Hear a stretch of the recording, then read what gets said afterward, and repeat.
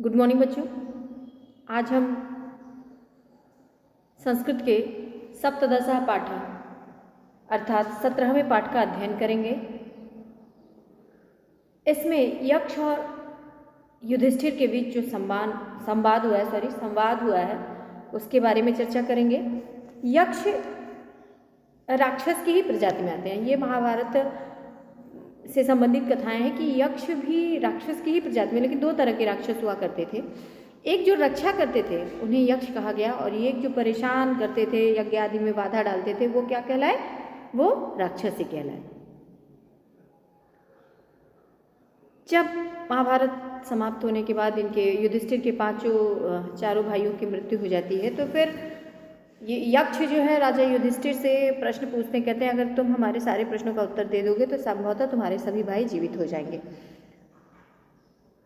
इसी बात पे उन दोनों लोगों में यक्ष और युधिष्ठिर के बीच में संवाद हुआ। चलिए देखते हैं। आप अपनी किताब खोलिए। किताब में आपके दिया होगा।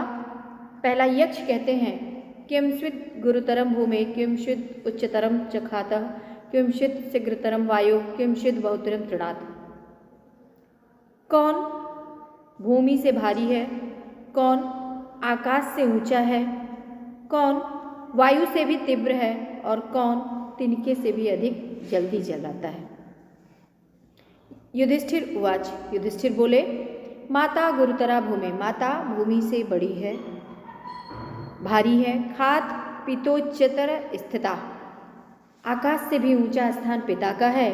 मनः शीघ्रतरम वायु वाता चिंता बहुतरी तृणात्, मन वायु से भी तेज चलता है और चिंता चिता से भी अधिक, तिनके से भी अधिक तेज चलाती है शरीर को। फिर यक्ष पूछते हैं, यक्षवाच।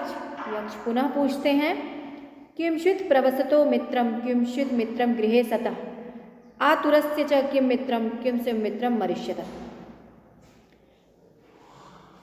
प्रवास अर्थात विदेश में कहीं बाहर आपका मित्र कौन है? किंचित् मित्रम गृहे सतः, और घर में आपके मित्र कौन है? आतुरस्य च किम मित्रम, और रोगी का मित्र कौन है?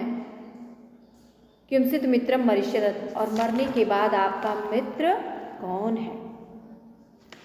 तो चलिए देखते हैं। युधिष्ठिर कहते हैं विद्या प्रवसतो मित्रम, विद्या हमारी बाहर विदेश में बाहर हमारी मित्र है। भार्या मित्रम गृहे सतः, और पत्नी हमारी घर की मित्र, घर में हमारा मित्र कौन है? पत्नी। आतुरस्य भिंसक मित्रम, रोगी का मित्र चिकित्सक है। भिंसक का मतलब क्या होता है? चिकित्सक।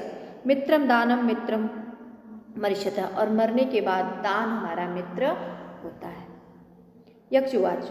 यक्ष बोले कः शत्रु दुर्जयस् पुंसां कस्य व्याधिरन्तकः कीदृशश्च समितं साधुरा साधु कीदृशं स्मृतः। कौन सा ऐसा शत्रु है जिसे जीता नहीं जा सकता? कौन सा ऐसा रोग है जिसे समाप्त नहीं किया जा सकता? और कौन साधु है, कौन असाधु है, अर्थात कौन सज्जन है, कौन दुर्जन है, इसकी पहचान कैसे की जा सकती है? ठीक है, आगे देखिए।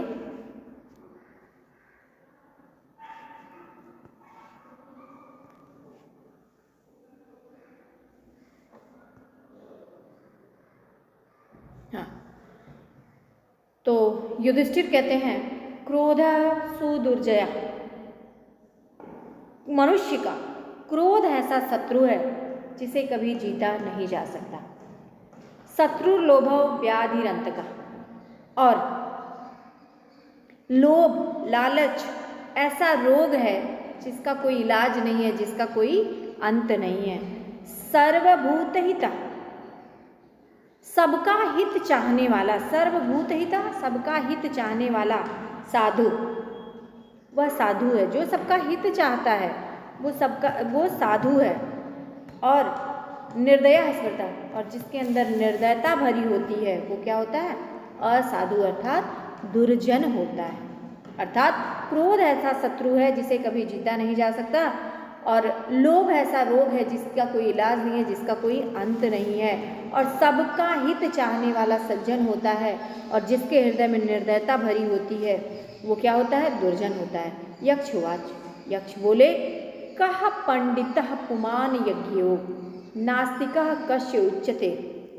को मूर्खा कस्य कामा स्यात् को मत्सरः इति स्मृतः कः पंडितः पुमान् ज्ञो। मनुष्यों में किसे पंडित कहा जा सकता है? नास्तिक कस्य उच्यते, किसे नास्तिक कहा जा सकता है? को मूर्खा, कौन किस काम में मूर्ख है? स्यात् को मत्सरः, स्यात् को मत्सरः। ईर्ष्या, ईर्ष्या क्या है? ईर्ष्या क्या है? युधिष्ठिर बोले धर्मज्ञ पंडितो ज्ञेय, धर्म को जानने वाला, जो धर्म का ज्ञाता है, धर्म के बारे में जानता है, वो क्या है? पंडित है। नास्तिको मूर्ख उच्यते, और जो नास्तिक है, जो ईश्वर में विश्वास नहीं करता है, उसे हम क्या कहेंगे? मूर्ख कहेंगे, अर्थात ईश्वर में विश्वास न करने वाला मूर्ख होता है। काम संसार हेतुश्च, काम काम संसार के लिए है।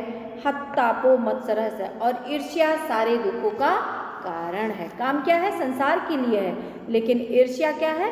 सभी दुखों का कारण है। यक्ष द्वारा पूछे गए सभी प्रश्नों का उत्तर देकर के युधिष्ठिर ने अपने चारों भाइयों को जीवित कर लिया, इसीलिए उन्हें धर्मराज युधिष्ठिर कहा जाता है। तो इस पाठ की व्याख्या आप सभी को समझ में आ गई होगी।